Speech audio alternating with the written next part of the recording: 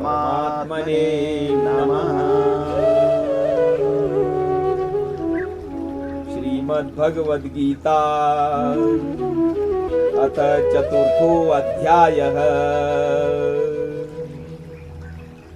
श्री भगवान् उवाच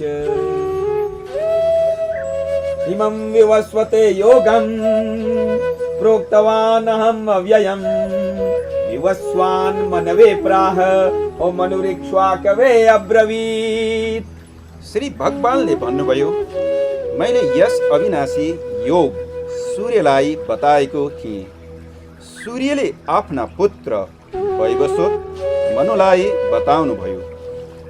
मनुले पनि आफ्ना पुत्र राजा इच्छाकुलाई बताउनुभयो।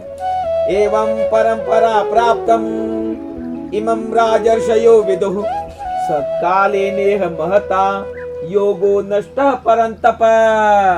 हे परम तप अर्जुन, यसरी परम्परा मार्फत प्राप्त यस योगलाई राजर्षिहरूले बुझे, तर त्यसपछि यो योग लामो समयसम्म यो पृथ्वी लोकमा लुप्त प्राय भइरह्यो।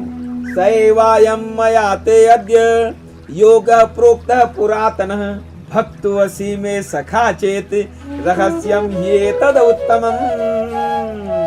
तिमी मेरा भक्त र प्रिय मित्र हौ, त्यसैले परम्पराबाट प्राप्त केही पुरातन योग अहिले मैले तिमीलाई बताएँ, किनभने यो योग अति उत्तम, रहस्यपूर्ण र गोपनीय छ। अर्जुन उवाच अपरं भवतो जन्म अपरं जन्म विवस्वतः कथं मे तद्विजानीयाम् त्वमादौ प्रोक्तवान् इति।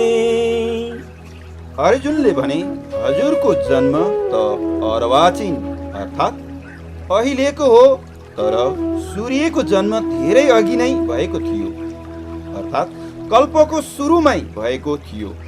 अनि मैले यो कुरालाई कसरी बुझौँ कि तपाईँले नै कल्पको सुरुआतमा सूर्यसित यो योग भन्नुभएको थियो।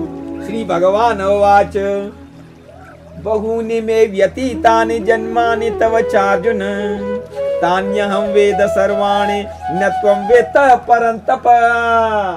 भगवानले भन्नुभयो, हे परम तप अर्जुन, मेरा र तिम्रा धेरै नै जन्म भइसके, तिमीले ती सबै जान्दैनौ, तर म जान्दछु। अजो अपि सन् अव्ययात्मा भूतानां ईश्वरो अपि सन् प्रकृतिं स्वाम् अधिष्ठाय सम्भवाम्यात्ममायया।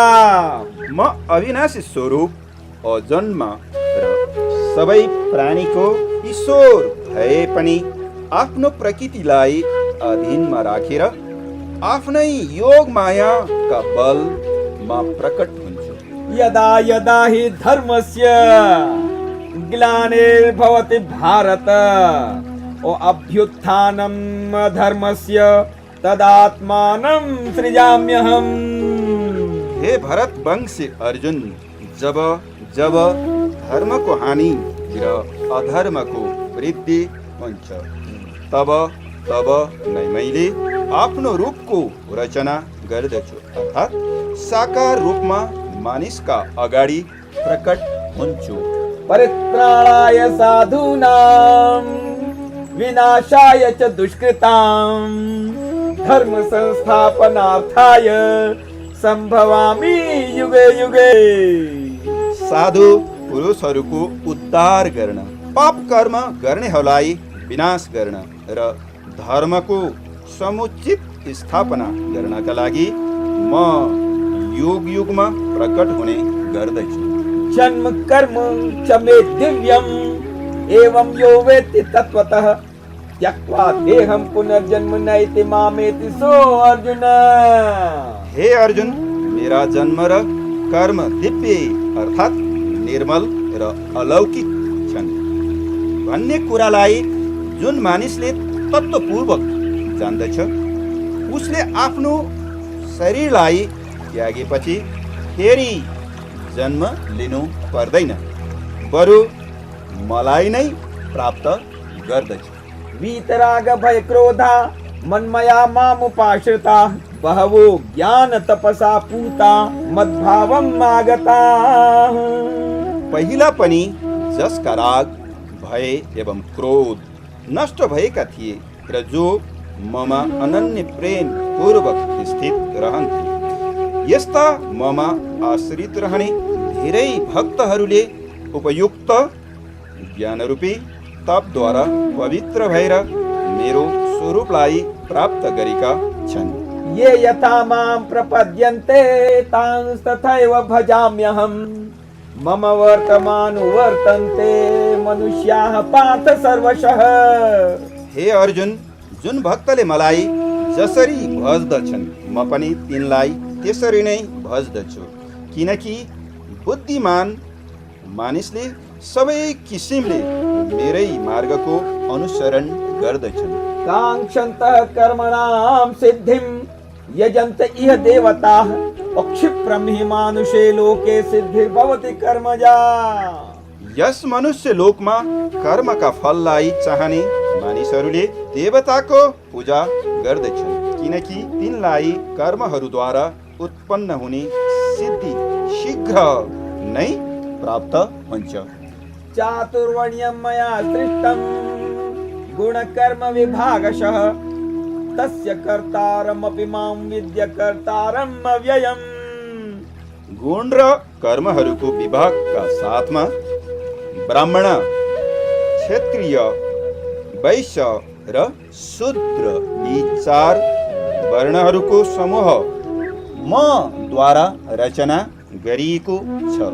यस प्रकार त्यस सृष्टि रचनादि कर्महरूको कर्ता भएर पनि म अविनाशी परमेश्वरलाई तिमीले वास्तवमा अकर्ता नै जान। न मां कर्माणि लिम्पन्ते न मे कर्मफले स्पृहा इति मां यो अभिजानाते कर्मभिर्न स बध्यते। कर्मका फलमा मेरो कुनै स्पृहा छैन, यसर्थ मलाई कर्महरूले लिप्त गर्दैनन् भनेर जसले मलाई तत्त्व साथ जान्दछ ऊ पनि कर्महरूले बाँधिदैन। एवं ज्ञात्वा कृतं कर्म पूर्वैरपि मुमुक्षुभिः कुरु कर्मेव तस्मात् त्वं पूर्वः पूर्वतरं कृतं। पूर्व कालमा मुमुक्षुहरूले पनि यसै गरी जानेर कर्म गरेका थिए, यसर्थ तिमीले पनि पूर्व जनहरूद्वारा सधैँ गरिँदै आएको कर्म नै गर। किं कर्म किम कर्मेति कवयोऽप्यत्र मोहिताः तत्ते कर्म प्रवक्ष्यामि यज्ञात्वा मोक्षस्य अशुभात्।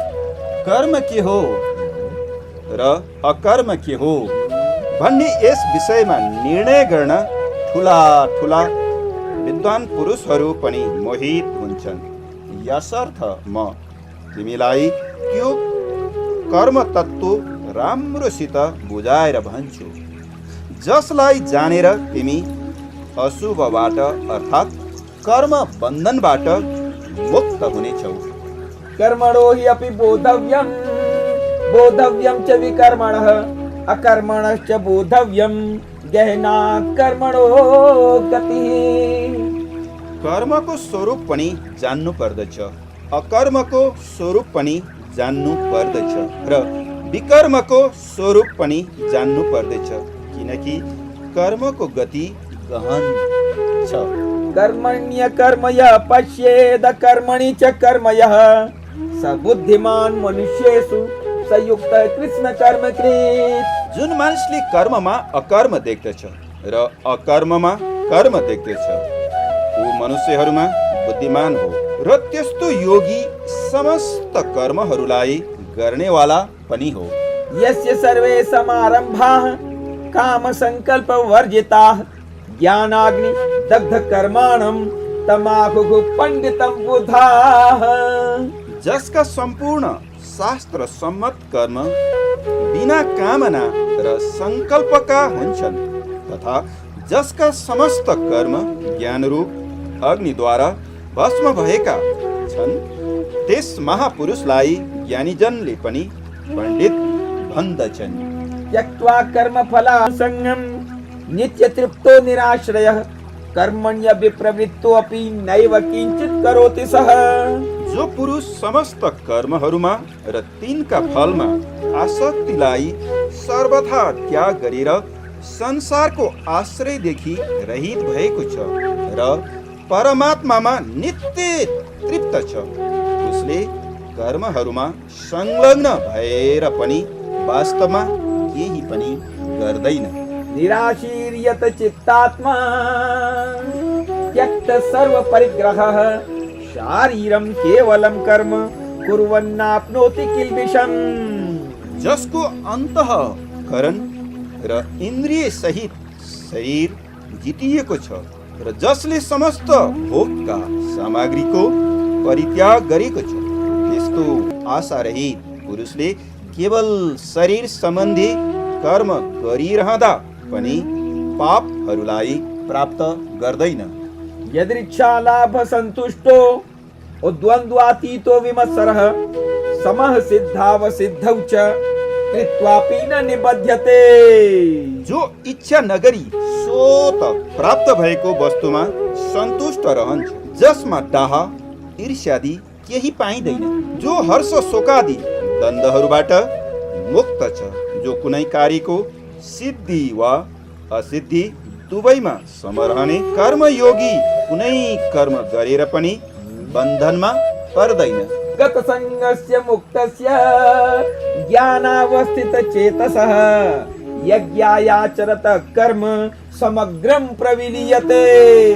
जसको आसक्ति सर्वथा नष्ट भएको छ, जो देह अभिमान र ममताले रहित भएको छ, जसको चित्त निरन्तर परमात्माको ज्ञानमा स्थित अर्थात् स्थिर रहन्छ, यस्तो केवल ज्ञान सम्पादनका लागि कर्म गर्ने मनुष्यका सम्पूर्ण कर्महरू ठिक ढङ्गले विलीन भएर जान्छन्। ब्रह्मार्पणं ब्रह्महविर् ब्रह्माग्नौ ब्रह्मणाहुतं ब्रह्मैव तेन गन्तव्यं ब्रह्म कर्म समाधिना। यज्ञमा अर्पण गर्ने सुरो आदि पनि ब्रह्म नै हो। हवन गर्न योग्य द्रव्य पनि ब्रह्म हो र ब्रह्मरूप कर्तद्वारा ब्रह्मरूप अग्निमा आहुति दिनु पनि हवन क्रिया पनि ब्रह्म नै हो। त्यस ब्रह्म कर्ममा स्थित रहने योगी द्वारा प्राप्त गर्न योग्य फल पनि ब्रह्म नै हो। दैवमेवापरे यज्ञं योगिनः पर्युपासते ब्रह्माज्ञा परे यज्ञं यज्ञेनैवोपजुह्वति। अन्य योगी जनहरू देवताहरूका पूजन रूपी यज्ञकै अनेक किसिमले अनुष्ठान गर्दछन् भने अर्का थरी योगी जन परब्रह्म परमात्मा रूपी अग्निमा अभेद दर्शन रूपी यज्ञद्वारा नै आत्मा रूपी यज्ञको हवन गर्ने गर्दछन्। श्रोत्रादीनि इन्द्रियाणि अन्ये संयमाग्निषु जुह्वते शब्दादीन् विषयान् अन्य इन्द्रियाग्निषु जुह्वते। अन्य योगी जनले स्रोत आदि समस्त इन्द्रियहरूलाई संयम रूपी अग्निहरूमा हवन गर्दछन् भने अर्का थरी योगीहरू शब्दादि समस्त विषयहरूलाई इन्द्रिय रूपी अग्निहरूमा हवन गर्ने गर्दछन्। सर्वाणि इन्द्रिय कर्माणि प्राण कर्माणि चापरे आत्मसंयम योगाग्नौ जुह्वते ज्ञान दीपिते। अन्य योगी जन इन्द्रियका समस्त कर्महरूलाई र प्राणका समस्त क्रियाहरूलाई ज्ञानद्वारा प्रज्वलित आत्मा संयम रूपी अग्निमा हवन गर्दछन्। द्रव्य यज्ञास्तपो यज्ञा योग यज्ञास्तथा परे स्वाध्याय ज्ञान यज्ञाश्च यतः संशित व्रताः। कति पुरुष द्रव्य सम्बन्धी यज्ञ गर्ने खाली छन्, कति तपस्या रूपी यज्ञ गर्नेहरू छन्, कति योग रूपी यज्ञ गर्नेहरू छन् भने अन्य कति हिंसादि तीक्ष्ण व्रतहरूले युक्त यत्नशील पुरुषहरू स्वाध्याय रूपी यज्ञ गर्ने थाले छन्। अपाने जुह्वते प्राणम प्राणे अपानम तथा परे प्राणापान गतिरुद्ध्वा प्राणायाम परायणाः अपरे नियताहाराः प्राणान् प्राणेषु जुह्वते सर्वे अप्येते यज्ञविदो यज्ञक्षपितकल्मषाः। कति योगीले अपान वायुमा प्राण वायुलाई हवन गर्ने गर्दछन्। त्यस्तै कति योगीहरूले प्राण वायुमा अपान वायुलाई हवन गर्दछन्। त्यस्तै कति नियमित आहार गर्ने प्राणायाम परायण पुरुषहरू भने प्राण र अपानको गतिलाई रोकेर प्राणहरूलाई प्राणहरूमै हवन गर्दछन् अर्थात् मिलाउँदछन्। यी सबै प्रकारका साधकहरूले यज्ञहरूद्वारा पापहरूलाई नाश गर्दछन् र यज्ञको महत्त्वलाई पनि जान्दछन्। यज्ञशिष्टामृत भुजो यान्ति ब्रह्म सनातनम नायम लोको अस्ति यज्ञस्य कुतो अन्यः कुरु सत्तम। हे कुरु श्रेष्ठ अर्जुन, यज्ञबाट बाँकी रहेको अमृतको अनुभव गर्ने योगीजनले सनातन परब्रह्म परमात्मालाई प्राप्त गर्दछन्। तर यज्ञ नगर्ने पुरुषका लागि त यो मनुष्य लोक पनि सुखदायक छैन भने परलोक झन् कसरी सुखदायक हुन सक्छ र। एवं बहुविधा यज्ञा विब्रह्मणो मुखे कर्मजान विद्यतान सर्वान एवं ज्ञात्वा विमोक्ष्यसे। यस्ता र अन्य विभिन्न किसिमका यज्ञहरू वेदका वाणीहरूमा विस्तार पूर्वक बताइएका छन्। तिनलाई तिमीले मन इन्द्रिय र शरीरका क्रियाद्वारा सम्पन्न हुने ठान। यस प्रकार तत्त्वसाथ जानेर तिनको अनुष्ठानद्वारा तिमी कर्म बन्धनबाट पूर्णतः मुक्त हुनेछौ। श्रेयान् द्रव्यमयाद् यज्ञात् ज्ञान यज्ञः परन्तप सर्वं कर्माखिलं पार्थ ज्ञाने परिसमाप्यते। हे परम तप अर्जुन, द्रव्यमय यज्ञ भन्दा ज्ञान यज्ञ अत्यन्त श्रेष्ठ हुन्छ र सम्पूर्ण किसिमका कर्महरू ज्ञानमा नै आएर समाप्त हुन्छन्। तद्विद्धि प्रणिपातेन परिप्रश्नेन सेवया उपदेक्ष्यन्ति ते ज्ञानं ज्ञानिनस्तत्त्वदर्शिनः। त्यस ज्ञानलाई तिमीले तत्त्वदर्शी ज्ञानीहरू भए नजिक गएर बुझ।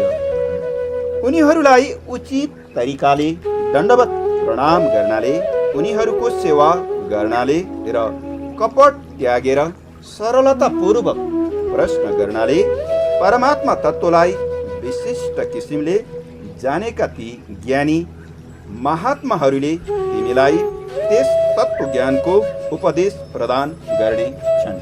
यज्ञात्वा न पुनर्मोहम् एवं ज्ञास्यसि पाण्डव येन भूतान्यशेषेण द्रक्ष्यस्यात्मन्यथो मये। जुन ज्ञान पाएपछि तिमी फेरि अहिले झैँ यस्तो मोहमा पर्ने छैनौ। हे अर्जुन, जुन ज्ञानद्वारा निशेष भावले सम्पूर्ण प्राणीहरूलाई सर्वप्रथम तिमी आफ्नो अन्तर आत्मामा देख्नेछौ, त्यसपछि म वासुदेव परमात्मा परमेश्वरमा देख्नेछौ। चेदसि पापेभ्यः सर्वेभ्यः पापकृत्तमः सर्वं ज्ञानप्लवेनैव वृजिनं सन्तरिष्यसे। यदि तिमी अन्य सम्पूर्ण पापीहरू भन्दा पनि धेरै पाप गर्नेवाला छौ भने पनि तिमी ज्ञानरूपी डुङ्गाको सहारामा निसन्देह सम्पूर्ण पापरूपी समुद्रबाट राम्रोसँग पार हुन सक्नेछौ। यथेधांसि समिद्धोऽग्निर् भस्मसात् कुरुते अर्जुन ज्ञानाग्निः सर्वकर्माणि भस्मसात् कुरुते तथा। किनकि हे अर्जुन, जसरी प्रज्वलित अग्निले दाउरालाई खरानी बनाइदिन्छ, त्यसै गरी ज्ञानरूपी अग्निले पनि सम्पूर्ण कर्महरूलाई भस्ममय गरिदिन्छ। नहि ज्ञानेन सदृशं पवित्रं यः विद्यते तत्स्वयं योग संसिद्धः कालेनात्मनि विन्दते। निश्चय नै यस लोकमा ज्ञान समान पवित्र गर्ने अरू केही छैन। जसले योगद्वारा सिद्धि प्राप्त गरिसकेको छ त्यस्तो पुरुषले समय आएपछि स्वयं आफै नै आफ्नो आत्मामा अनुभूति गर्ने छ। श्रद्धावान् लभते ज्ञानं तत्परः संयतेन्द्रियः ज्ञानं लब्ध्वा परां शान्तिम् अचिरेणाधिगच्छते। यस जितेन्द्रिय साधना पारायण एवं श्रद्धावान मनुष्यले ज्ञानलाई प्राप्त गर्दछन् र ज्ञानलाई प्राप्त गरेर उसले अविलम्ब तत्काल भगवत प्राप्ति रूपी परम शान्तिलाई प्राप्त गर्दछ। अज्ञश्च श्रद्धानश्च संशयात्मा विनश्यति। और नायं लोको अस्ति न परो न सुखम संशयात्मनः। विवेकहीन र श्रद्धा रहित संशय युक्त मानिस परमार्थदेखि अवश्य पनि भ्रष्ट भएर जान्छ।